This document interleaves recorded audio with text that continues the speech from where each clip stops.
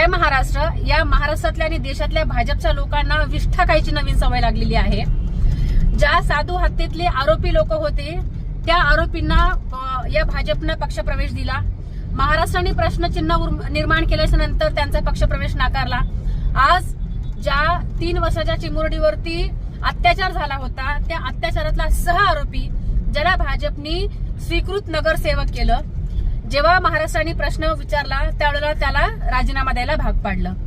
कसं आहे ना, ही तुमची जी नीच मानसिकता जी आहे ती वारंवार तुम्ही महाराष्ट्राच्या देशाच्या समोर आणता आहात. आणि जेव्हा या महाराष्ट्रातली या देशातली सुज्ञ जनता जेव्हा तुम्हाला त्याच्यावरती प्रश्न विचारते तेव्हा तुम्हाला जाग येते.